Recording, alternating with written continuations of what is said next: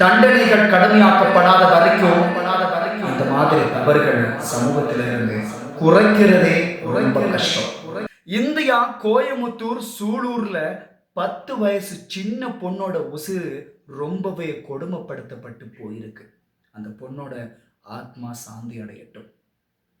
இன்னைக்கு இந்த பொண்ணோட உசுறு போனதுக்கு அப்புறம் இதுக்கு காரணமானவங்களுக்கு எப்படி தண்டனையை உடனுக்குடனே தாமதிக்காம வாங்கி கொடுக்கலாம்ங்கிறத பேசுறதை விட மீடியாக்கள்ல பார்த்தா பெரும்பாலானக்கள் பேசக்கூடியது அரசாங்கத்தை குறை சொல்றதும் அரசியல் பேசுறதும் இதை வச்சு மீடியாக்கள் எப்படி ரீச் எடுத்துக்கலாம்னு துடிக்கிறதும் அந்த பேரண்ட்ஸை குறை சொல்றதும் அதுலயும் சில அரசாங்கத்தில் இப்ப இருக்கிற அரசியல் இருக்கக்கூடிய அமைச்சர்கள் காவல்துறையில் இருக்கிறவங்க எல்லாம் பேட்டிகள் கொடுக்கிறப்போ சிரிச்சுக்கிட்டு ரொம்ப ஹெப்பியா பேட்டி கொடுக்கறதோ இல்லைன்னா கேள்விகள் கேட்கிறப்போ அது தலைவர் பார்த்துக்குவாரு, இல்லை நம்ம அரசியலை பேசலாம், அரசாங்க சம்பந்தப்பட்டதை பேசலாம், இந்த விஷயத்தை இப்ப பேச முடலான்னு சொல்லி எப்படியாவது தப்பிச்சு போக பார்க்கறதும் பேரண்ட்ஸ் பேசுறப்போ ரொம்பவே முன்னுக்கு பின் முரணா பேசுறதையும் தான் பகிரங்கமா நம்ம பப்ளிக்காவே பார்த்துக்கிட்டு இருக்கிறோம்.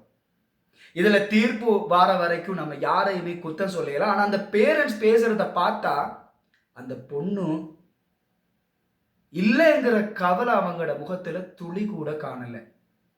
ஸோ இதுல நிறைய விசாரணைகள் நடத்தப்படணும், தீர்வுகள் வார வரைக்கும் நம்ம எதுவுமே சொல்ல இயலாது. அந்த பொண்ணோட உசிறு இன்னைக்கு போயிடுச்சு, அது திரும்பி வரப்போறதுல நம்ம என்னதான் கட்டுக்கட்டா பேசினாலும் ஒன்னே ஒன்று மட்டும் சொல்லிக் கொள்றேன். ஒவ்வொரு முறை இந்த மாதிரி தப்புகள் நடக்கிறப்போ நம்ம எல்லாருமே பேசுறது என்ன, அடுத்த தடவை இந்த மாதிரி யாருக்குமே நடக்கக்கூடாது, அதுக்கு சரியான நியாயம் கிடைக்கணும்னு சொல்லி. ஆனா ஒவ்வொரு முறையும் இது நடந்துக்கிட்டே தான் இருக்கு. இந்தியாவில் மட்டும் இல்ல, உலகம் முழுக்க இன்னைக்கு நேத்து இல்ல, காலங்காலமா நடந்துக்கிட்டு தான் இருக்கு. இதுல நாம அரசாங்கங்களை குத்தம் சொல்றதை விட முதல்ல முக்கியம் தனி மனித ஒழுக்கம், ரெண்டாவது பெற்றோர்கள் பிள்ளைகள் விஷயத்துல ரொம்பவே கவனமாக இருக்கணும். ரொம்பவே இது காலம் மாறி போச்சுன்னா சொல்ல வரல, எல்லா காலமும் நடக்கிறது தான். ரொம்பவே கவனமா இருக்கணும்.